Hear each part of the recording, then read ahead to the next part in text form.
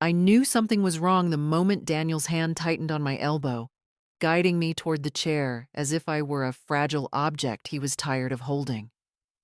"Mom," he said softly, the way people do when they want to get their way. "Just sign it. You don't need to understand every detail."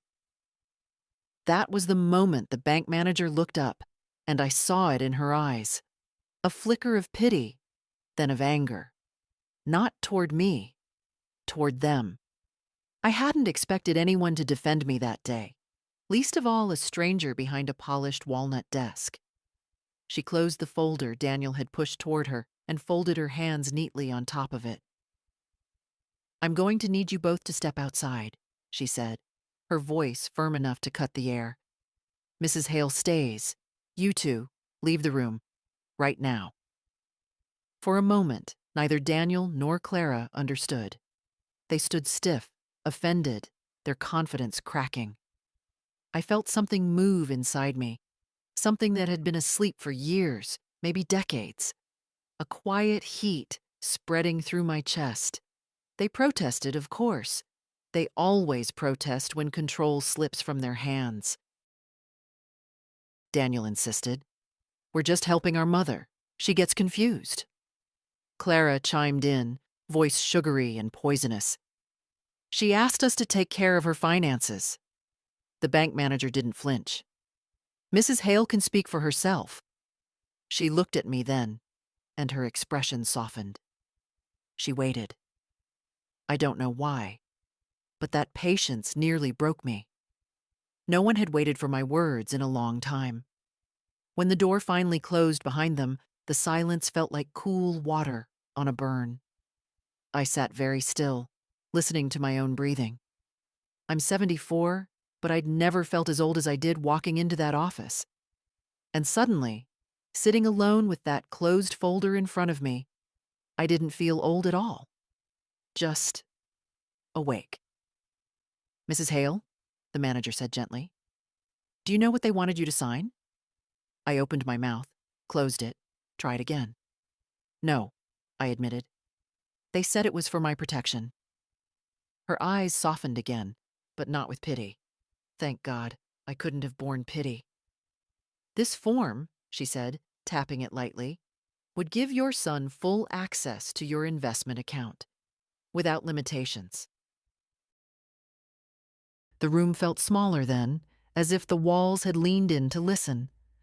I thought of my husband, how his hands trembled in the last year of his life, how I managed the books when he couldn't anymore. I'd spent 40 years balancing ledgers, calculating payroll, sorting invoices. Too old to understand money? Nonsense. I understood money too well. I understood what desperation looks like, what entitlement sounds like, and what children are capable of when they believe their mother won't resist. "I didn't ask them to do this," I whispered. The manager leaned back, studying my face as if measuring the truth in it. "I believe you," she said quietly, "and you're not the first." Her words landed like a pebble dropped in a still pond, concentric circles spreading through memories I'd tried to ignore. Daniel's sudden interest in my savings, Clara's comments about responsible planning, their gentle corrections when I asked too many questions, their quick glances at each other when I hesitated. I folded my hands in my lap. They looked older than I remembered, softer, thinner. I wondered when exactly my children decided those hands were no longer mine to use. "Do you want to continue this conversation without them present?" the manager asked. I nodded because I couldn't trust my voice. And then something strange happened. I felt taller, heavier in my own bones, as if I had stepped back into myself after being gone for too long. Outside the office door, I could hear their voices, sharp, irritated whispers.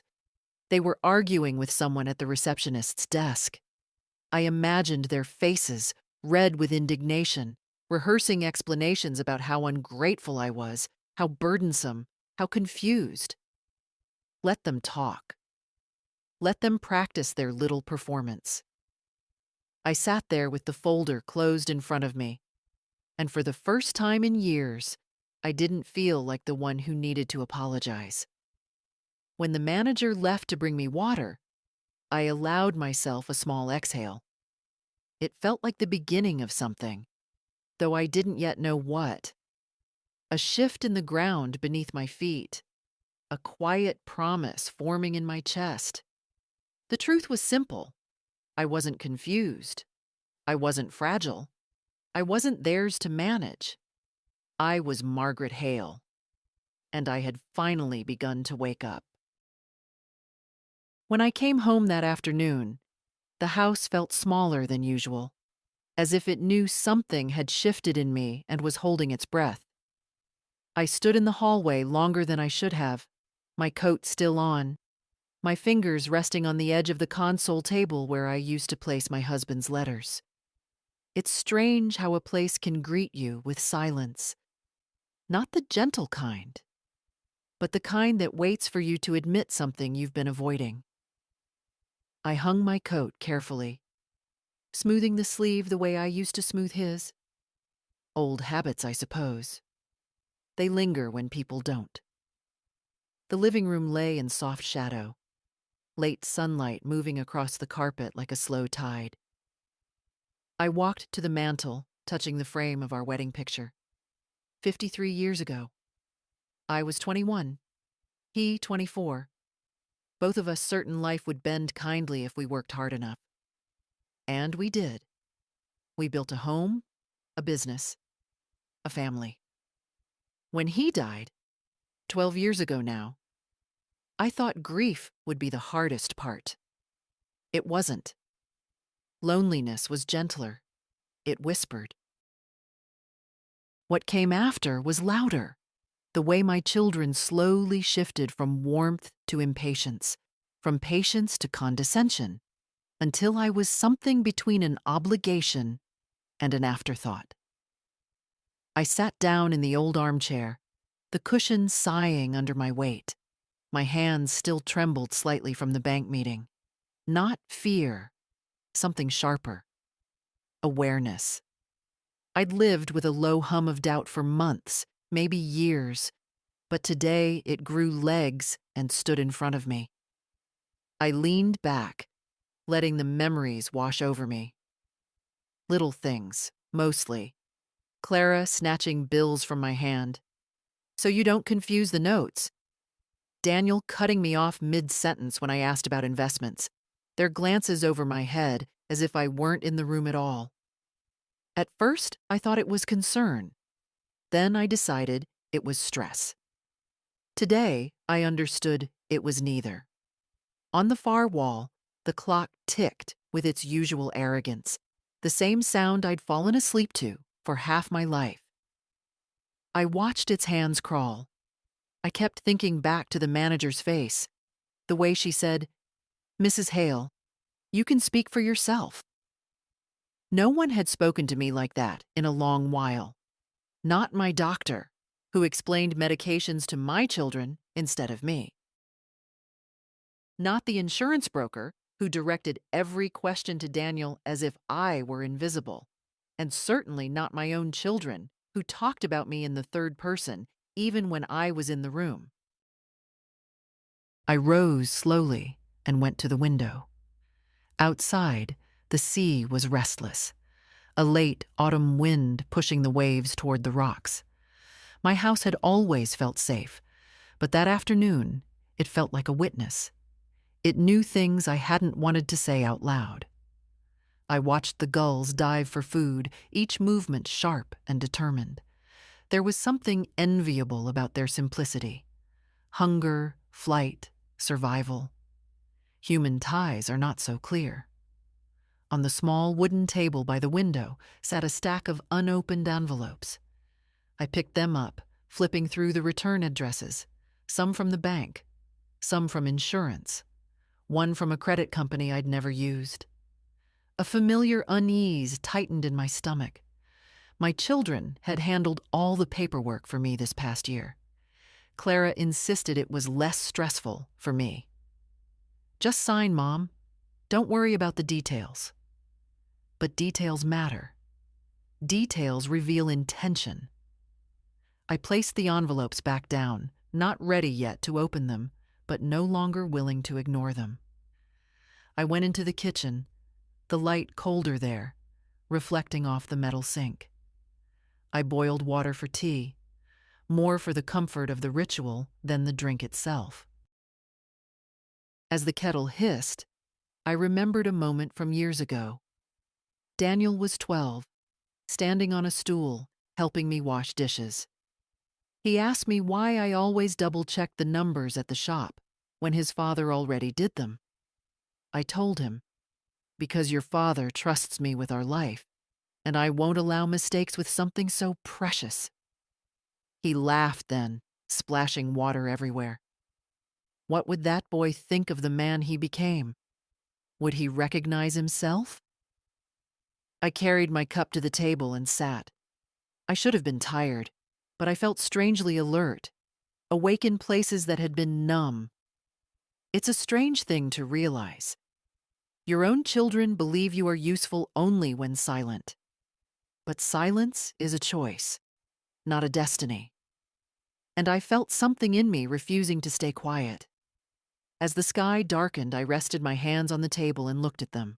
Not broken, not frail, only older, and steadier than I expected.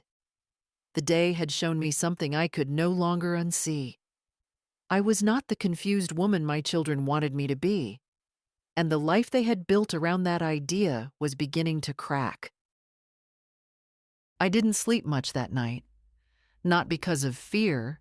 Fear is something I learned to tame long ago, but because the house felt restless, as if it, too, sensed the corners of my life shifting out of the dark. Around 3 a.m, I finally rose, wrapped myself in my robe, and walked to the dining room. The moonlit windows cast long rectangles across the floor, faint and cold, like quiet invitations to face what I'd long avoided. The stack of envelopes still sat where I had left it, obedient in their silence. I pulled out a chair, sat down slowly, and began opening them one by one. It felt almost ceremonial, like peeling back layers of my own blindness. The first envelope was from the bank. A statement. At first glance, nothing unusual. Balances, deposits, withdrawals. But then a line caught my eye. An automatic transfer I didn't recognize. Then another. And another. Small amounts, maybe insignificant to someone who never counted pennies. But I always counted. That was the first thing my husband and I learned. Money slips away quietly unless you keep your hands on it. The next envelope was from an insurance company I didn't remember choosing. A policy adjustment, higher premiums. Higher. A beneficiary update. I had not requested any of it. My name was there, handwritten, but I knew my own signature. This one wore my shape, but not my hand. Something inside me sank, not from shock, but from recognition. A truth that had been knocking quietly for months finally stepped through the door. I opened more envelopes. A credit card statement from a company I never applied to. Service charges for accounts I never opened. A loan inquiry stamped with approved pending verification. The name at the bottom, mine, looked identical to the insurance document. Someone had practiced. I pressed both palms flat on the table, grounding myself. My children had never been malicious. But people don't need malice to cause damage. Only a sense of entitlement wrapped in good intentions. I could almost hear Daniel saying, "We're just trying to help you, Mom. Help me by using my name to prop up their financial missteps. Help me by turning my life into a quiet, convenient resource." A floorboard creaked in the hallway. It startled me at first, and then I smiled faintly. The old house was listening, the way it always had. I whispered into the dim room, "I should have looked sooner." The house didn't disagree. Something made me rise and go to the sideboard drawer, the drawer where I stored things I didn't want to face. Inside were old check registers, bank letters, tax notices, papers from the year after my husband died. I sifted through them slowly, carefully. My fingers brushed against a small leather-bound ledger I hadn't touched in ages. I opened it, and my breath caught. Inside were records, my records, from the years I managed the books at the shop. Line after line of neat handwriting, balanced columns, precise calculations. Evidence of a younger me who understood every cent that passed through her hands. I touched the pages, feeling them steady me. That woman was still inside me, just quieter. With a renewed steadiness, I pulled out another folder, this one marked household documents, receipts for repairs, service statements, property tax notices. Some were familiar, others not. One bill, for example, was addressed to my home, but sent to Daniel's house. Another listed him as my financial agent, which was something I never officially granted. I felt a soft, precise anger bloom in my chest. Not loud, not hot, just resolute. I carried the folders to the living room and sat on the sofa, surrounded by the paper trail of my life. Outside, the first hint of dawn colored the sky a deep slate blue. The gulls began their early cries. Morning was coming whether I felt ready or not. I took a deep breath and began sorting everything into piles. One for things I recognized, one for things I needed to question, and a third, small but growing, of things that felt like trespass. When I finished, the room looked like a map of everything I'd ignored for too long, a map I now intended to read in full. I leaned back against the sofa and let the quiet settle. For years, my children told me I was forgetful, overwhelmed, too slow to understand modern finances. Maybe I believed them because it was easier than doubting their motives. But today, the silence around me felt cleaner, brighter, as if the house approved of this new clarity. Somewhere in that pile was the truth of how far they'd gone, and I was no longer afraid to find it. By the time the sun lifted itself over the water, pale and exhausted looking, I had already boiled a fresh kettle and laid out the papers in neat rows across the dining table. I don't know what I expected to feel. Fear, perhaps, or shame, but instead, there was a strange steadiness in me, as if my bones had finally remembered their purpose. I was still sitting there when the phone buzzed with a message from Julia, my granddaughter, the only one who ever knocked on my door without wanting anything. "Grandma, are you home this morning? I can stop by before class." I stared at the message for a long moment. Julia always asked, never assumed. Her parents could have learned something from her. I typed back slowly, "Yes, sweetheart, come whenever you can." And then, after a pause, "I'd like to talk to you." While waiting for her, I tried to tidy the table, but my hands kept returning to the piles of documents, as if touching them confirmed there was nothing imaginary about what I'd uncovered. At 7:30 sharp, I heard a soft knock, not the rushed, annoyed rapping of Clara or the heavy, impatient thud of Daniel. Julia always knocked as if the house itself might be sleeping. She stepped inside with the smell of cold air and coffee clinging to her coat. 19 years old, tall and a little awkward, with my husband's gentle eyes and my own stubborn jaw. She hugged me tightly, the way children hug when they're not afraid of showing affection. "You're up early," she said, slipping off her backpack. "Are you okay?" It's a simple question, but one rarely asked with sincerity. I nodded toward the table. "I've been doing some sorting." She followed my gaze and her brow knitted as she approached the documents. What's all this? I hesitated. It's strange how difficult honesty can be, even with someone who has earned it. I motioned for her to sit. Your father and aunt, I began, my voice quieter than I intended, have been managing certain things for me: finances, insurance, accounts. Julia nodded slowly. They said you asked them to, she murmured. There was no judgment in her tone, just a careful tread, as if she sensed the edge of something sharp. I folded my hands together. I didn't ask them to open accounts in my name, I said, or sign policies, or move money without telling me. The words weren't bitter, just factual. And the truth, spoken plainly, felt surprisingly light. Julia's eyes widened, her breath catching. They did that? Without you knowing?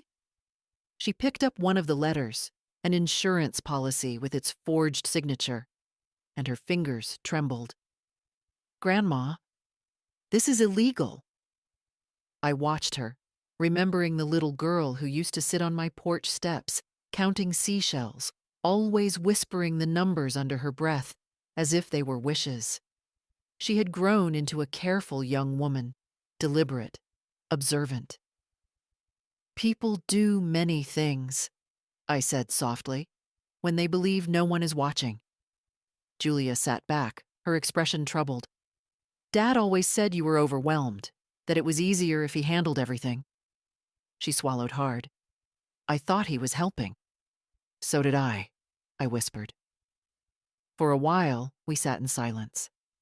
The morning light moved across the table, illuminating the papers, turning them into something undeniable. Julia reached over and placed her hand on mine. Her touch was steady, warm. What are you going to do? No one had asked me that yet. Not Daniel, not Clara. They told me what I should do, never what I wanted. I looked at Julia, really looked, and saw something honest in her. Something that didn't want control or comfort, only truth. I'm not sure yet, I said honestly, but I know I won't stay silent. She nodded, her jaw tightening with a seriousness that made her look older. You don't deserve this, she whispered. For a moment my voice nearly broke, not from sadness, but from the unfamiliar relief of being seen. Thank you, Julia. She helped me stack the papers, her movements quiet, careful. If you want, I can go with you, she said suddenly. Wherever you need to go next. The bank, the police, a lawyer. You don't have to do this alone. The house seemed to inhale at her words, as if even its walls recognized the weight of them. I reached out and touched her cheek, marveling at how soft youth still is. You're very kind, I said. But this is something I need to start on my own. Julia didn't argue. She just nodded and squeezed my hand, grounding me. When she finally left for class, I stood in the doorway long after her footsteps faded. The sea was louder now, the wind pulling at the waves with impatient hands. The world outside was changing, but something in me had already begun to change first. For the first time in years, I didn't feel like a burden. I felt like a woman reclaiming her life, one document at a time. Daniel called before noon, as if he could sense that my morning had been too calm for his comfort. His name flashed across the screen, bright and insistent, but I let it ring. Twice. 3 times. I knew what he wanted. He wanted to regain the narrative before it slipped too far from his hands. When the 4th call came, I answered, not because I owed him anything, but because silence can sometimes be mistaken for fear. Mom, he began, his voice already heavy with annoyance. You left the bank before we finished talking. Clara and I were worried. I could hear Clara in the background, directing him, whispering sharp little cues. I imagined her tapping her perfectly manicured nails against the countertop, irritated that her morning had been disrupted by a mother-in-law who refused to be pliable. I left, I said calmly, because there was nothing left to discuss. A long pause. I pictured Daniel blinking, taken aback by the firmness in my voice. Mom, you don't understand. That manager overstepped. She embarrassed us for no reason. He exhaled sharply. We're trying to protect you. There it was, that familiar phrase that had been used as a leash for too many years. I walked to the window, looking out at the restless ocean. I'm not in danger, Daniel. You are, he insisted, frustration rising. Mom, you don't know how vulnerable you are. Scams, frauds, bad decisions. You're not as sharp about finances anymore. You should let us handle things. I traced a finger along the cold glass. I handled finances for 40 years. And things have changed, he snapped. You're 74, Mom. You forget things. You get overwhelmed. Clara and I agreed that it's better if we take responsibility. For your sake. That word, responsibility, landed like a weight on my chest. Responsibility is something you assume with care, not something you seize for convenience. What exactly, I asked softly, do you think you need to protect me from? Another pause. Clara whispered something again, sharper this time. Daniel cleared his throat. From making mistakes. From signing things you don't understand. From mismanaging your accounts. I almost laughed. The irony was too sharp to ignore. I looked back at the pile of documents Julia and I had sorted that morning. It seems, I said, that someone has been managing my accounts. Without my knowledge. The silence on the other end was immediate, thick, and telling. Mom, Daniel said finally, his tone shifting to false patience. You're misinterpreting things. We only stepped in when you started getting confused. Confused? Such a convenient word. Daniel, I said, I know about the accounts, the transfers, the policies, the signatures. Another silence. This one colder. You're being dramatic, he muttered. Clara thought this might happen, that you'd get suspicious and misunderstand. It's why we've been trying to get you to sign the new authorization form. It would make everything easier. Official. Easier. For whom? Daniel, I said gently, because gentleness was all I could offer now. You've been using my name to fix your financial mistakes. That isn't protection. That's exploitation. He inhaled sharply, anger flaring. How dare you? After everything we do for you? After all the time we spend making sure you're safe? You haven't visited me in 3 weeks, I interrupted. That's not fair, he snapped. No, I said quietly. It's true. For a moment, I heard only his breathing, fast, uneven, the sound of a man cornered by a truth he didn't want. Mom, he said finally, Clara and I are coming over tonight. We need to sort this out in person. I don't think that's necessary. Yes, he insisted, the old authority creeping back into his voice. It is. You're making decisions without guidance. Guidance, another word that had been polished into a tool. I closed my eyes. I'll let you know when I'm ready to talk. Mom? I ended the call. The quiet afterward was almost physical, settling around me like a soft blanket. I returned to the dining table and placed my hands on the documents again. They no longer frightened me. They no longer felt like mysteries. They were simply evidence of neglect, of entitlement, of a pattern I had allowed because love can be blinding. But I was beginning to see again. That afternoon, Clara sent a message filled with feigned sweetness. We're only trying to help you, Margaret. Please stop making this difficult. Daniel followed with his own. We'll handle everything once we get the paperwork sorted. Don't stress yourself. I didn't reply. Instead, I sat by the window with a cup of cooling tea, looking out at the shifting sea. The gulls were louder that day, fighting the wind with wild, determined wings. Their cries reminded me of something I had forgotten. A woman who has spent her life surviving doesn't suddenly become helpless, no matter how convenient it is for others to believe she does. The next morning, I woke before the sun, though I wasn't sure if it was the light or my own thoughts that lifted me out of sleep. Something inside me felt restless, almost impatient. It had been years since I'd felt anything close to urgency. My life had settled into a quiet rhythm. Tea at dawn, the sea outside my window, the familiar ache in my knees. But now there was a pulse beneath everything, a slow and steady reminder that I was not as powerless as my children preferred to imagine. I dressed carefully, choosing the dark wool coat I used to wear to the shop when I still worked alongside my husband. The fabric was worn at the cuffs, but sturdy, dependable, much like the woman inside it, though Daniel would argue otherwise.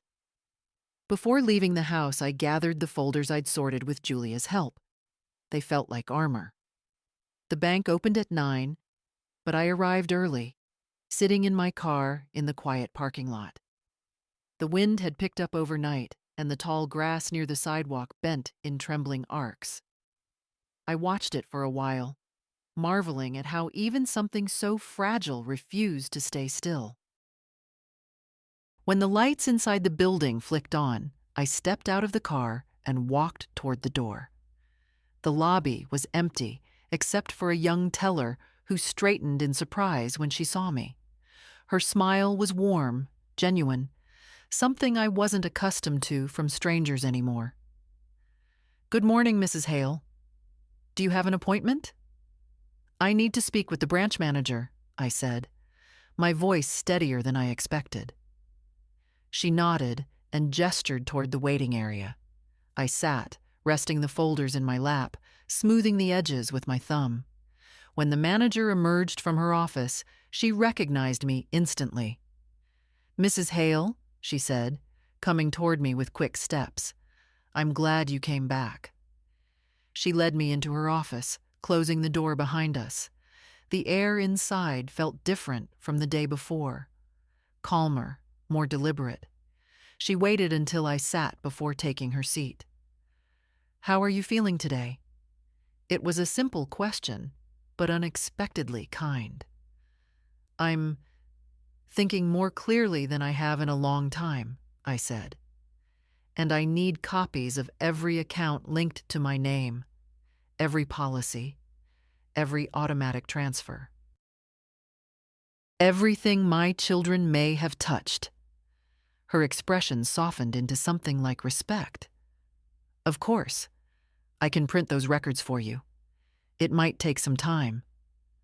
"I don't mind waiting." She stood and began gathering documents from various drawers, checking her computer, printing pages that spilled into neat stacks. When she returned, she placed them gently on the desk between us. "There's quite a bit here. Some of these accounts were opened through online authorizations. The signatures aren't, well, they're not consistent."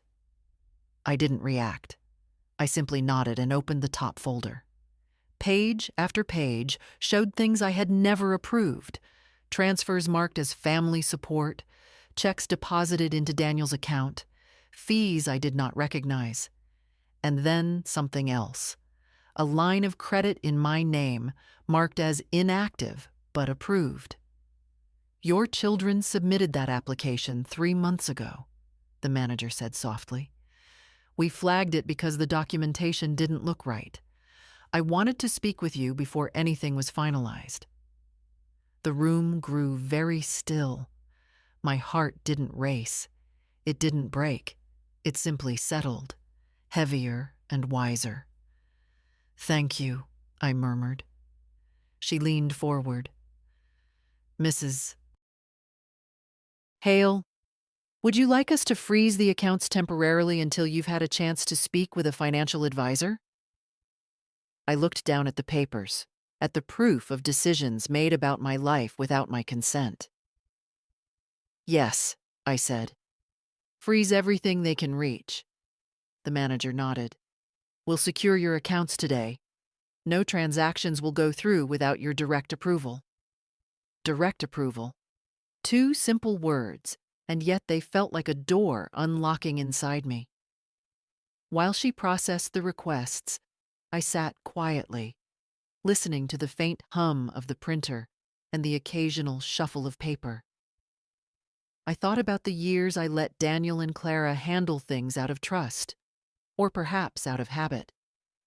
I thought about the assumptions they made, the way they spoke over me, the way they used age as both a shield and a weapon.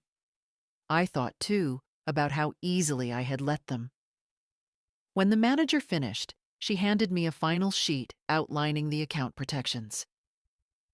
You've taken an important step, she said gently. I gathered the papers, feeling their weight. It shouldn't have taken a stranger to remind me I'm capable. She smiled faintly. Sometimes it takes exactly that. As I walked out of the bank, the cold air hit my face like a blessing. The wind pushed against me, but it felt less like resistance and more like encouragement, an invisible hand guiding me forward. For the first time in years, I wasn't afraid of what my children might think. I was only concerned with what I knew to be true. And today, truth was finally on my side. I didn't go straight home from the bank. I drove instead to a quiet street near the harbor, where the old brick building of Whitmore and Lowry attorneys still stood as stubbornly as it had when my husband and I first walked through its doors decades ago. Back then, we were young, planning wills and insurance as if we had all the time in the world. I remember the smell of the place, old paper, polished wood, a hint of worn carpet, and stepping through the door that morning felt like stepping into an old memory that had somehow become heavier with meaning. The receptionist, a slim woman with silver hair pulled into a tight bun, looked up with a warm, almost relieved smile. Mrs. Hale, she said, rising to her feet, it's been a long time. Are you here to see Mr. Whitmore? Yes, I said quietly, if he has time. For you, he does. Her tone was gentle, almost protective. She led me down the hall, the wooden floor creaking beneath our steps. Time had not improved the building, but it hadn't ruined it either. There's something comforting in places that age without pretending otherwise. Mr. Whitmore was older now, his hair nearly white, his glasses thicker.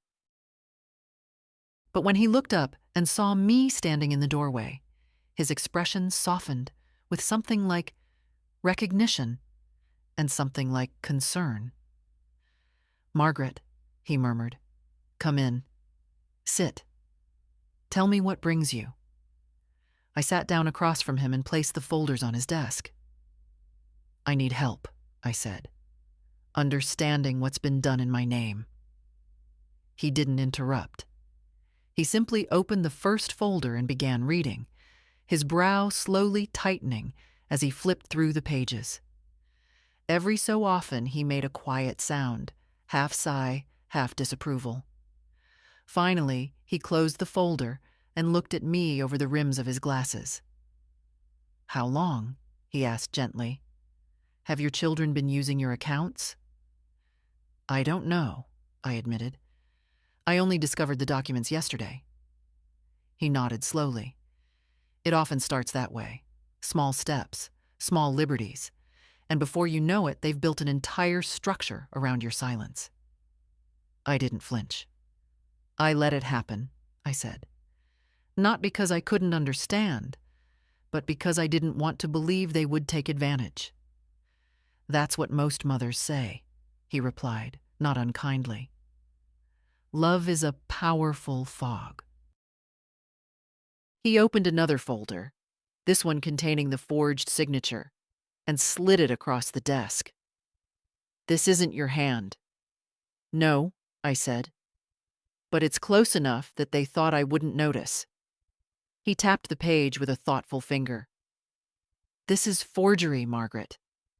And the accounts they opened under your name, those are unauthorized financial instruments. You could file charges. I let out a breath I hadn't realized I was holding. The idea of pressing charges against my own children felt like holding a blade by the wrong end. Painful, wrong, but also revealing.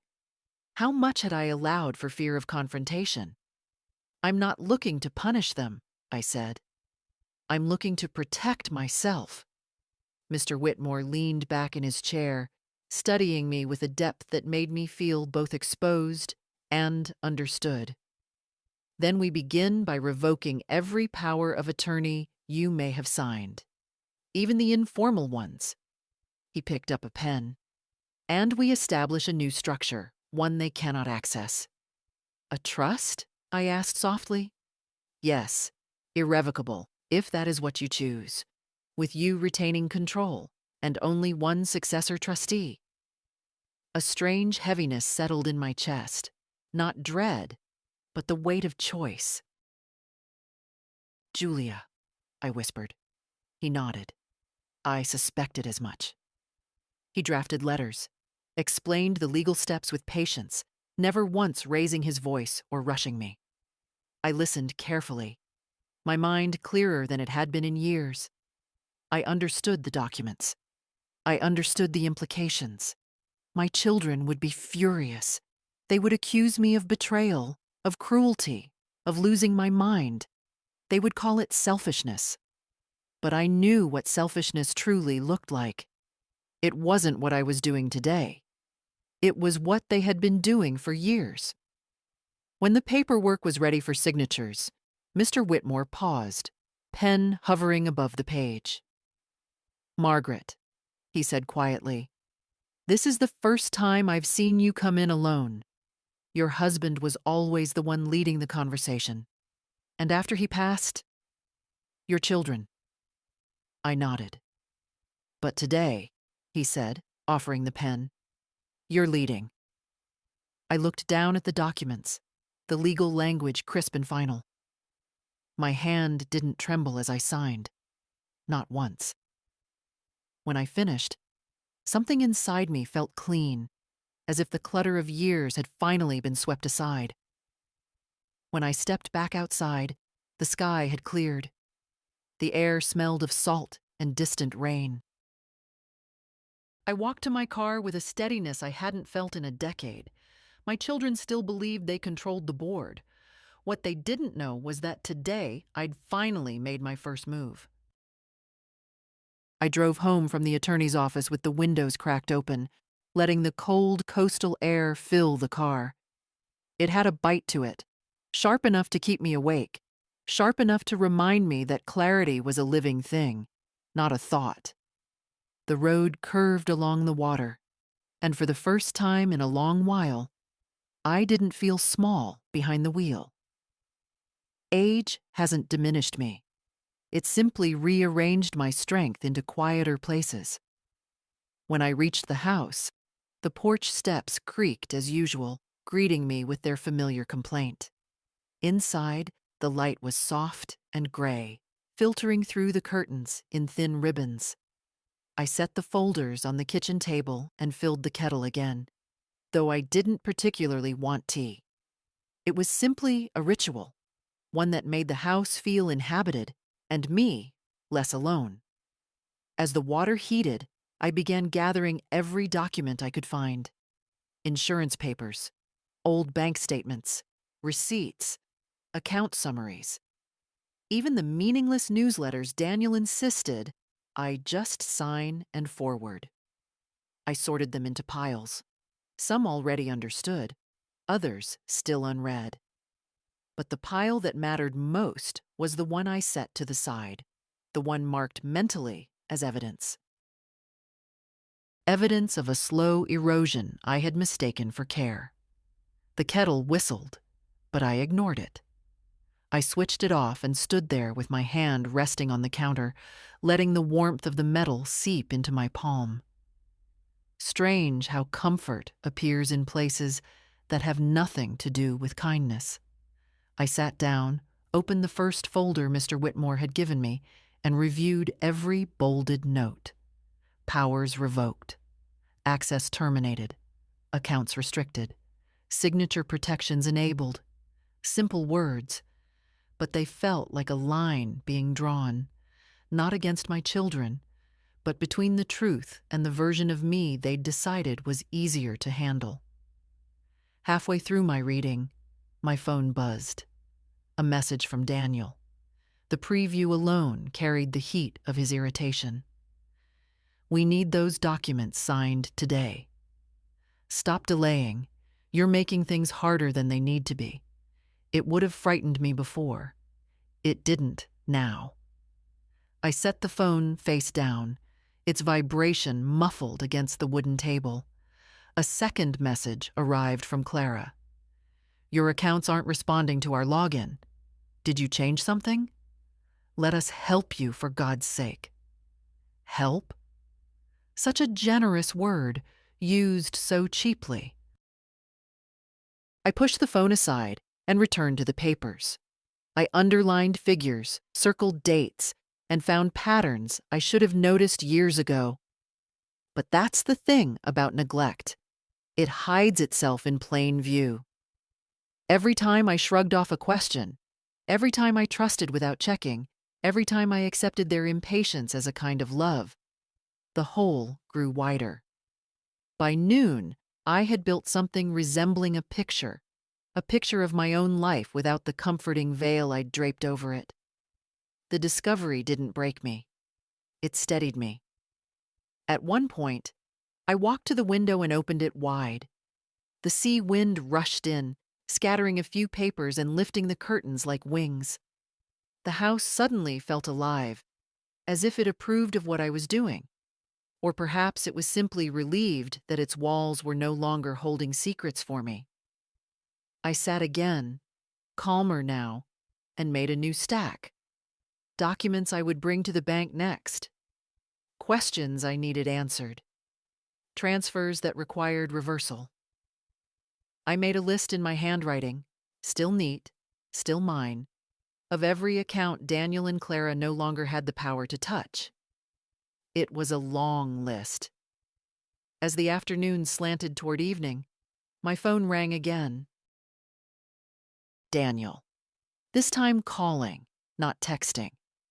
I watched it vibrate, watched his name pulse across the screen.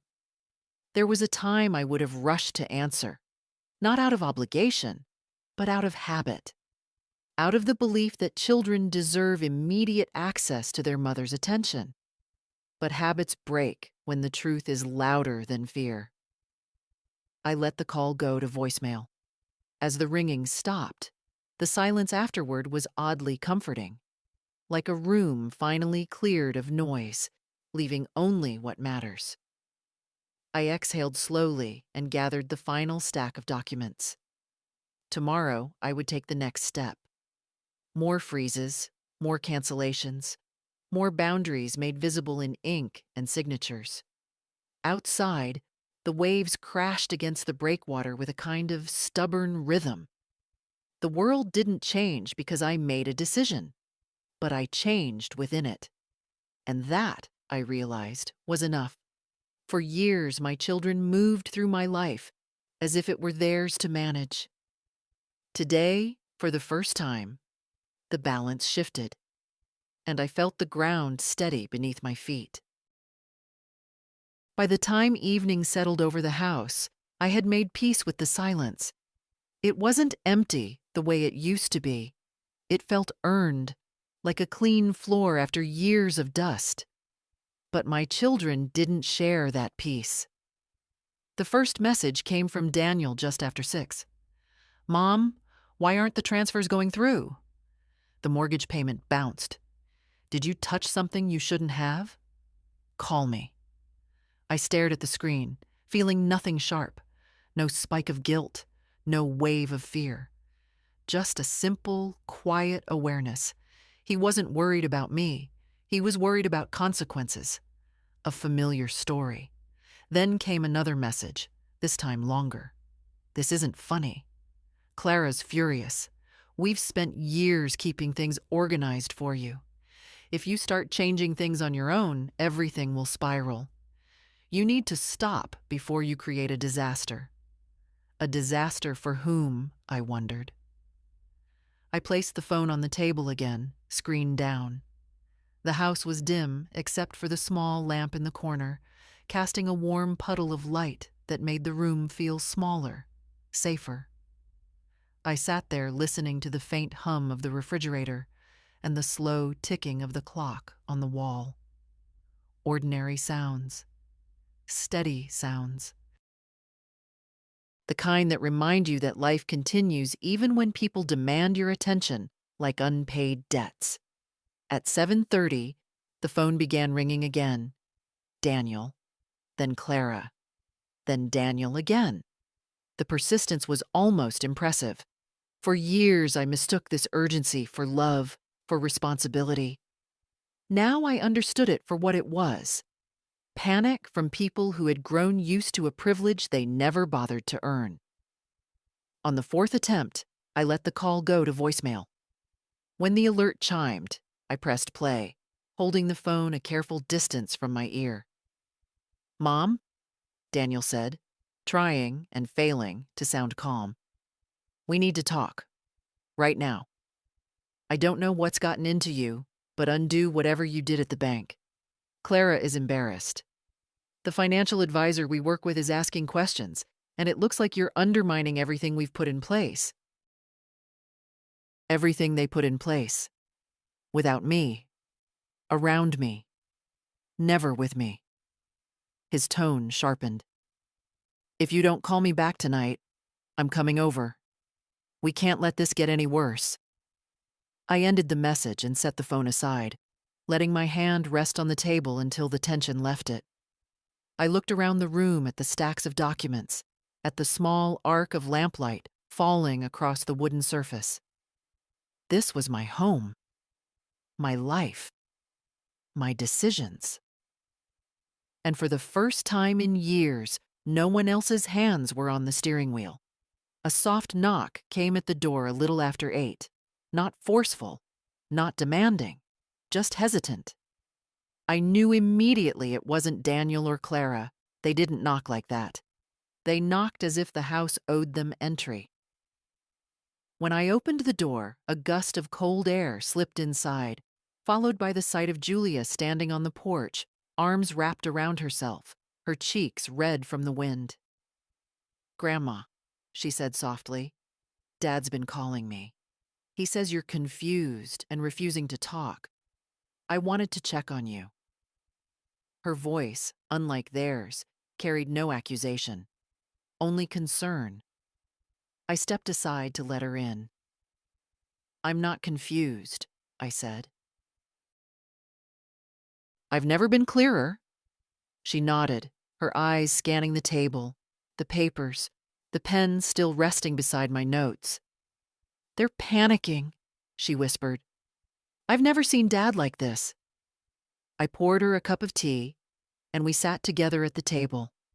Outside, the wind rattled the loose gutter, a sound I'd always meant to fix but never quite managed to. Julia held her cup between her palms, staring into the steam. "What are you going to do?" she asked finally. I looked at the documents, the revoked authorizations, the frozen accounts, the list of protections now in place. "I'm going to let them feel the weight of their choices," I said quietly. "And I'm going to protect what's mine." Julia reached out, covering my hand with hers. No pity, just solidarity. "Good," she whispered. Her voice trembled just a little, and in that tremble, I heard something I hadn't expected. Pride. Outside, the wind faded. The house settled. and for the first time in a very long time, I didn't feel like someone waiting to be scolded. I felt like a woman finally returning to herself. Daniel didn't wait until morning. I should have expected that. When a person grows accustomed to access, any boundary feels like an insult.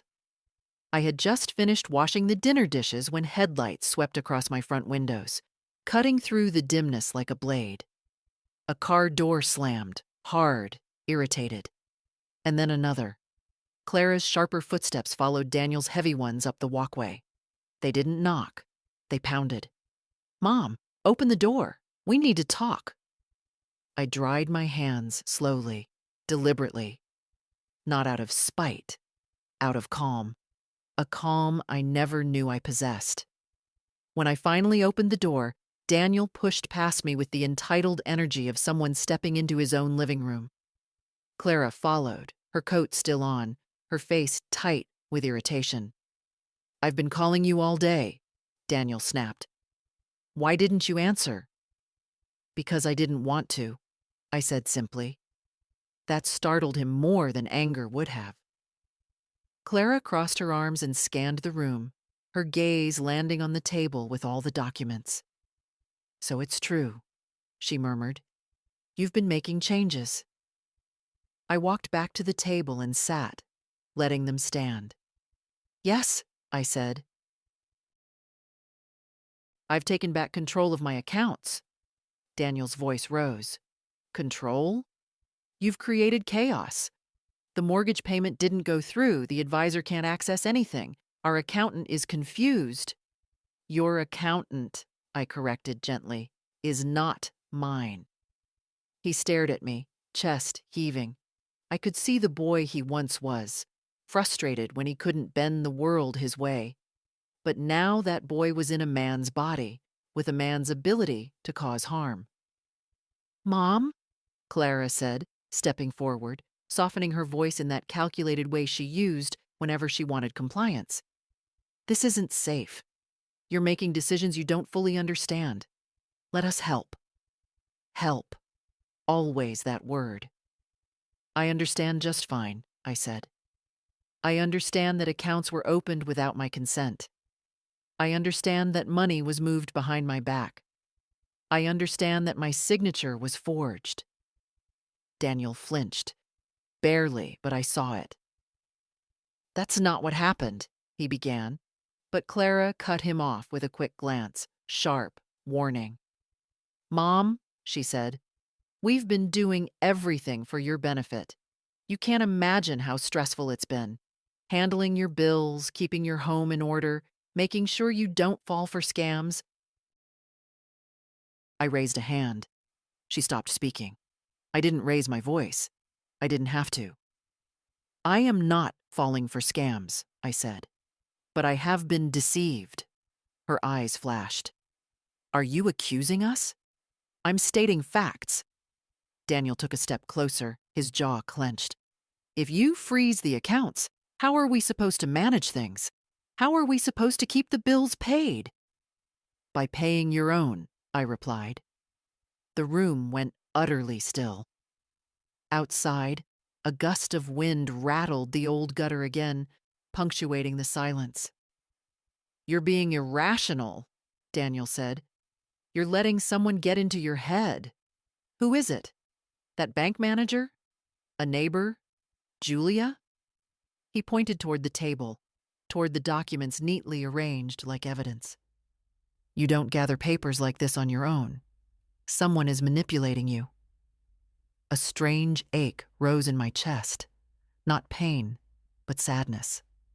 Sadness for the distance in his voice, for the man he had chosen to become.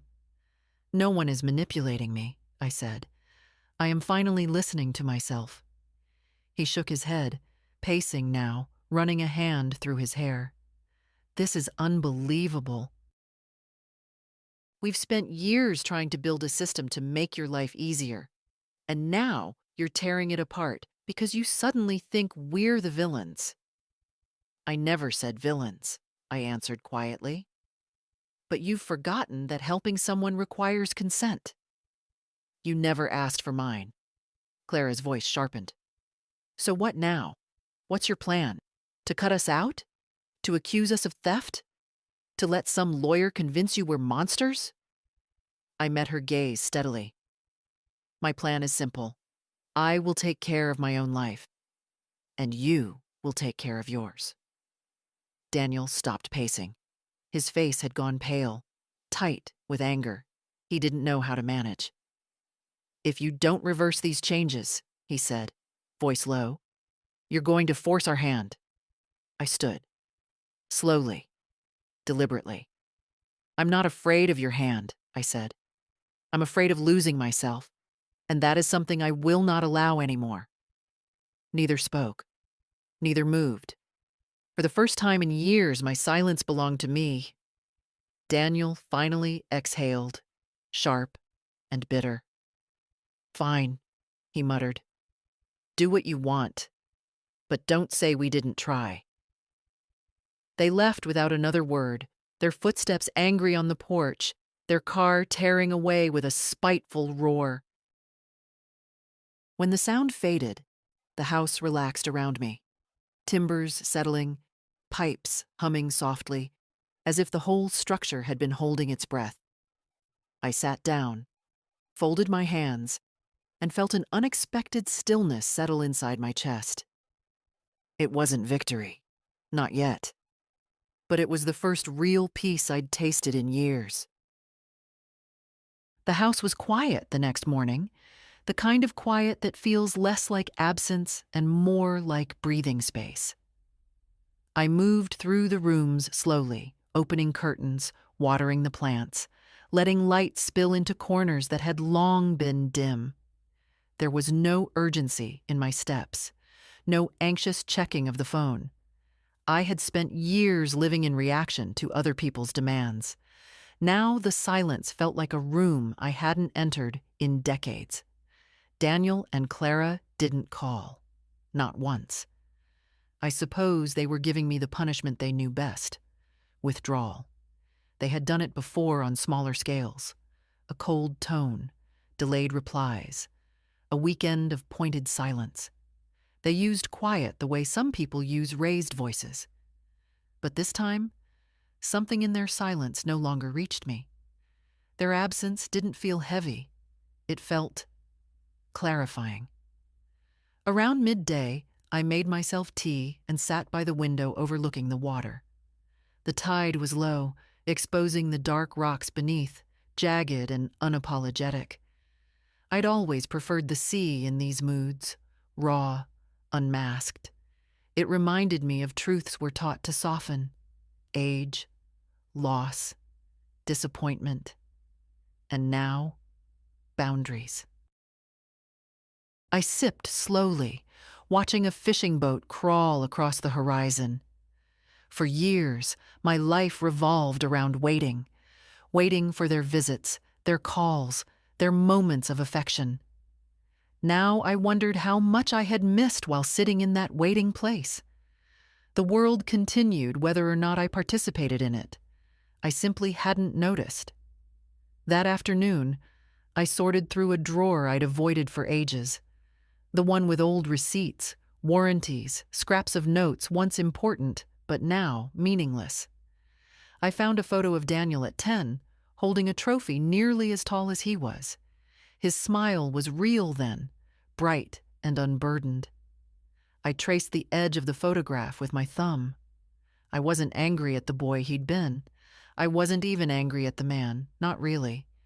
What I felt was something quieter, something that had taken me years to name. Disappointment that had learned to take care of itself. I placed the photograph back gently, not in the drawer, on the mantel, not as a memory to mourn, but as a reminder that love and boundaries can coexist, even when they look nothing alike. Toward evening, the phone buzzed once. A short message from Daniel's number appeared on the screen. We need time to think. That was all. No accusation, no demand, no false sweetness, just time. I let the phone rest on the table and looked out the window again. The sky had deepened into a muted gold, the kind that comes only on cold days when the world feels thin and honest. For the first time in years, I didn't wonder what my children wanted from me. I wondered what I wanted, and the answer was surprisingly simple: a life that belonged to me again. Not loud, not grand, just mine. The kettle clicked off behind me, its sound small and comforting in the stillness. I let it be. I didn't need another cup of tea. I didn't need anything, really, except this steady, quiet certainty that had finally settled into my bones. For so long, I believed my children carried the weight of my life. Now I understood. They were only holding the parts I'd forgotten to claim. And those parts were coming back to me, one peaceful hour at a time. Julia arrived the next afternoon without warning, though she'd texted earlier to ask if I needed groceries. I told her no, but she came anyway, carrying a small bag with lemons, tea, and a fresh loaf of bread. Her kindness was never loud.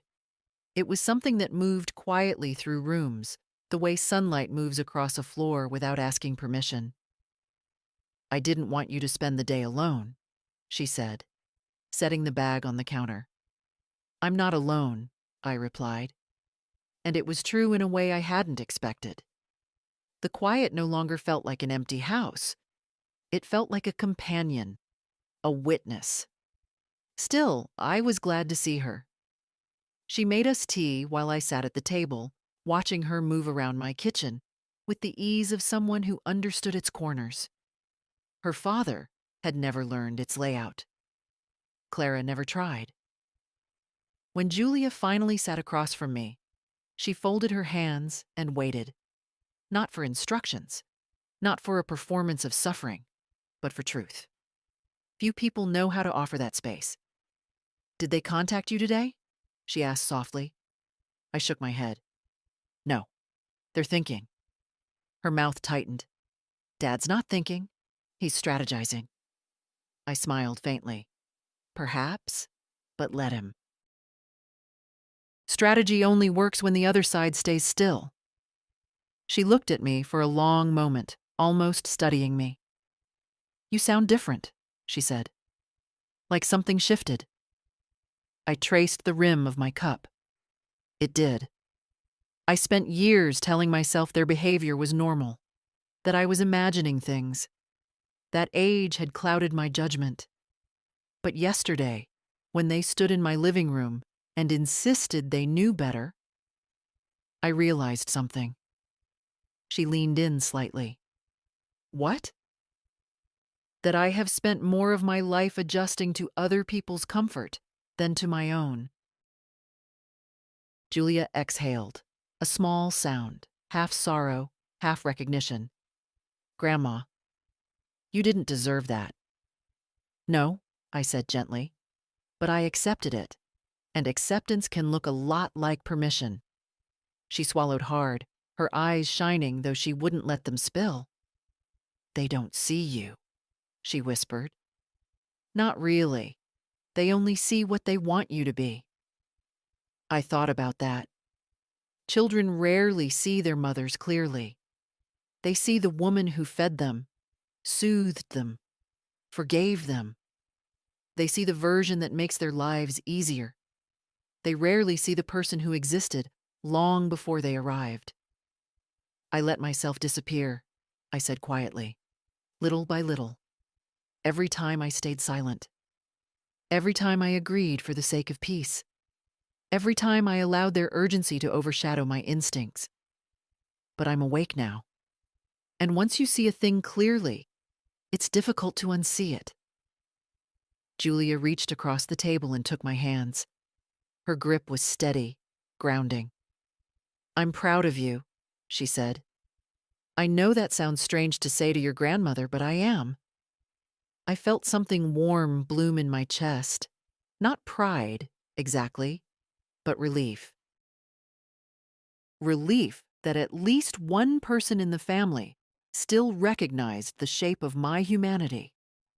I looked toward the window, where the water glimmered under a pale sky. "Do you remember," I asked, "when you were little, and you used to tell me you wanted to be unscarable when you grew up?" She laughed softly. "I do. I thought bravery meant not feeling anything." "I used to think the same," I said. "But bravery isn't loud. It isn't dramatic. It's choosing truth over comfort, even when the truth sits heavily in your hands." Julia nodded slowly. "So what comes next?" I squeezed her fingers. "Next, I build a life where I don't disappear.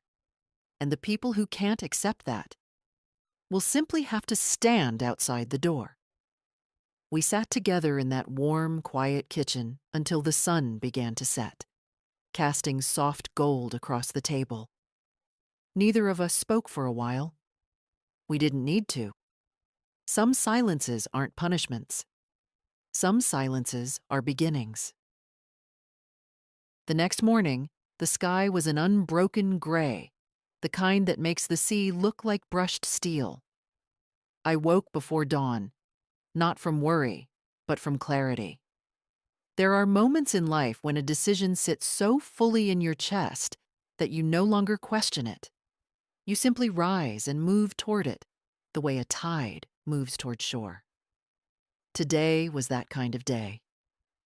I gathered the documents Mr. Whitmore had prepared, placed them carefully in my old leather satchel, and drove into town. The streets were quiet, the shops still closed, but the attorney's office glowed softly from a single lamp inside. He must have heard the door because he stepped into the hallway as I entered, his expression gentle but searching. "Margaret," he said, "are you ready?" I nodded. "More than ready."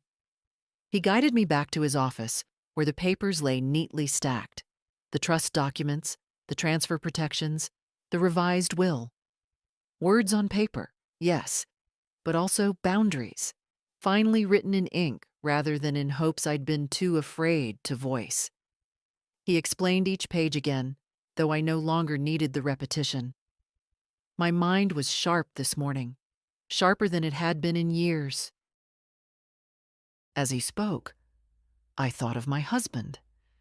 How he used to say that numbers were never the problem.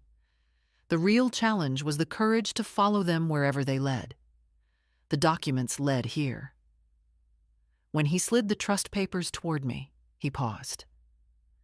"Once this is signed," he said softly, "your assets become protected under the trust. Your children cannot access them. They cannot contest them easily. You will remain the primary trustee, and the successor will be—" He glanced down at the name I'd chosen. Julia. Her name looked small on the page, modest, like she always was. But it carried weight. Not because of money, but because trust, real trust, is heavier than any inheritance. "Are you certain?" he asked. "Yes," I said. "She sees me. The others see only what they want." He nodded, handing me the pen. It didn't shake in my hand. I signed with the same decisive stroke I used in my bookkeeping days, the muscle memory returning like an old friend who hadn't forgotten me. When it was done, Mr. Whitmore gathered the papers and pressed them into a folder. "You've taken a strong step," he said. "A wise one." "I'm not trying to punish them," I replied. "I'm just putting things back where they belong. That's often the bravest thing a person can do." I left the office feeling lighter, but not in the way people describe relief. This was a quieter weight, one that settled exactly where it should. Ownership of my choices, of my life.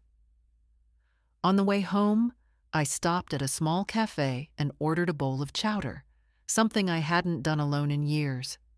I sat by the window, watching the fog lift in slow curls.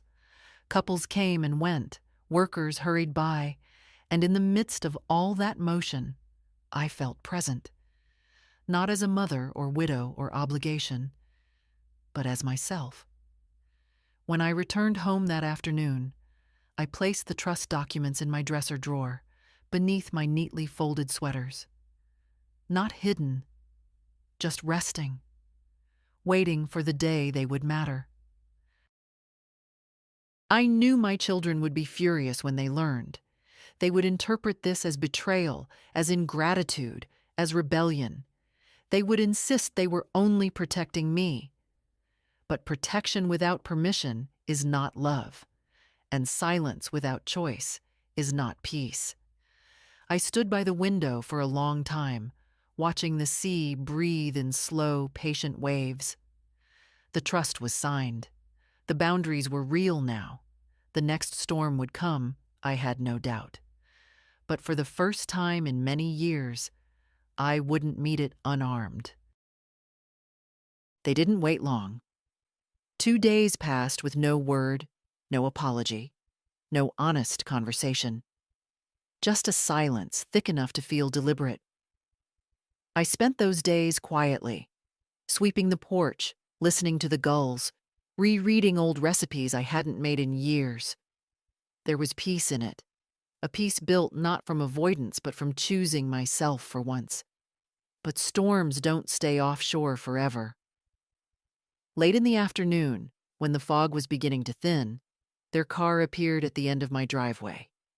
Daniel's dark sedan, Clara in the passenger seat. Both of them sitting stiffly, like people preparing for battle. They didn't call first. They didn't ask to visit. They arrived the way people do when they believe entry is a right, not a request.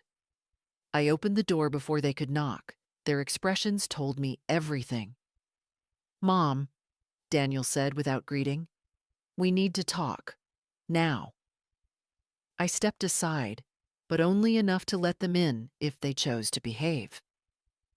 They crossed the threshold without waiting for permission. Clara didn't bother with pleasantries. "We spoke to a friend at the bank. He said your accounts are locked. Completely locked. What exactly did you do?" "I protected myself," I said.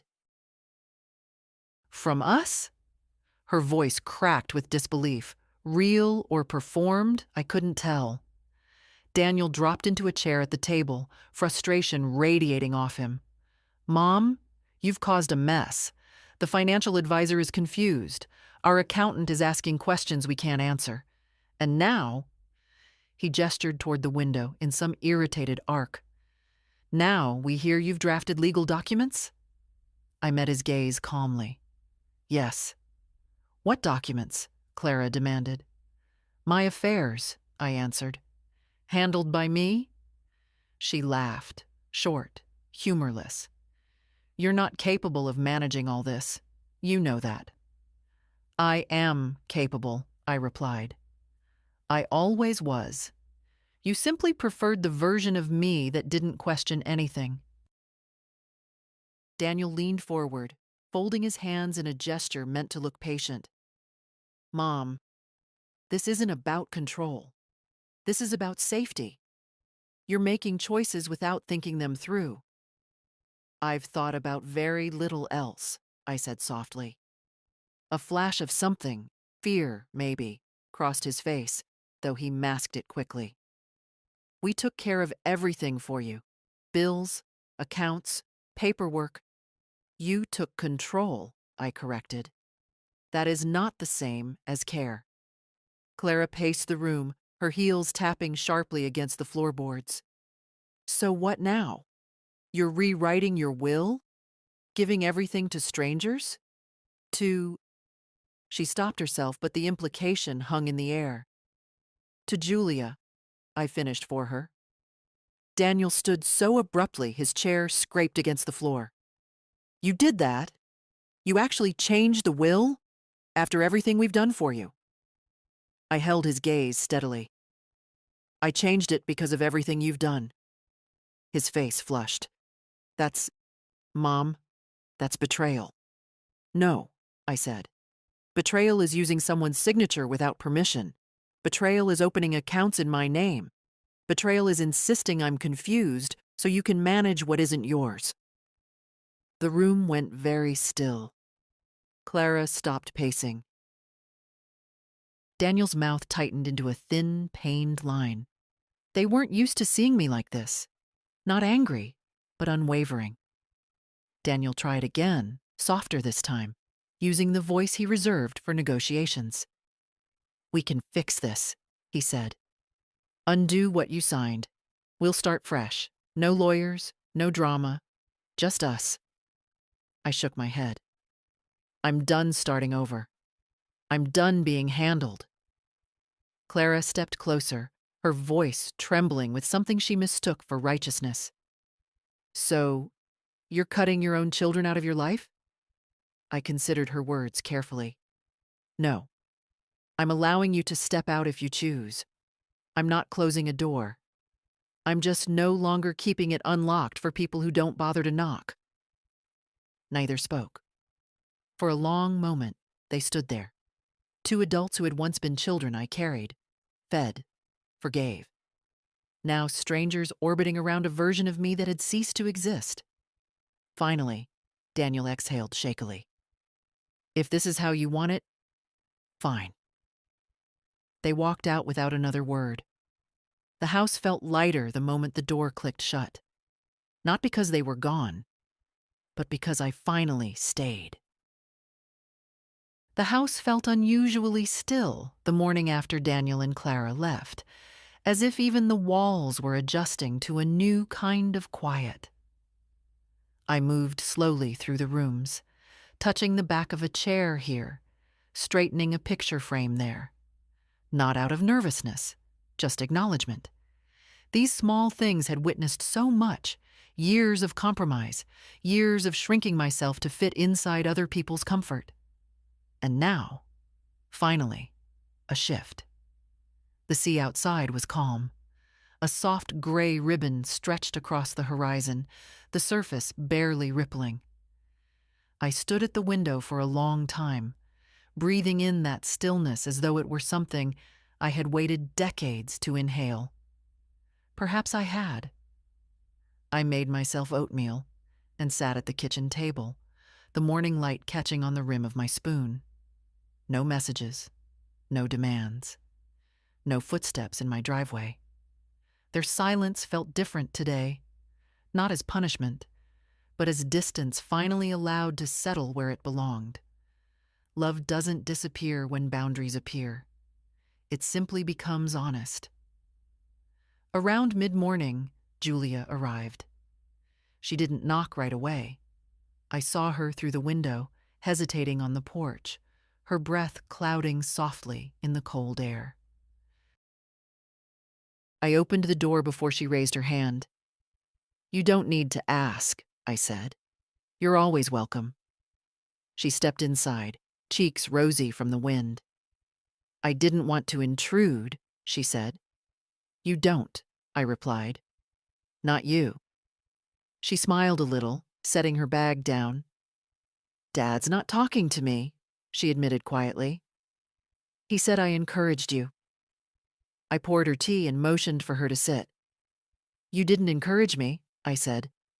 "You reminded me I'm still here." She swallowed, her eyes softening. "Are you okay?" I nodded. Better than I expected.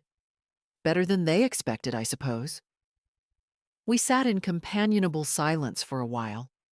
She looked around the house as though seeing it differently, less like a place where an old woman lived, and more like a place that finally made room for its owner again. After a moment, she said, "I'm proud of you. I know I've said it before, but I mean it." I reached across the table and took her hand.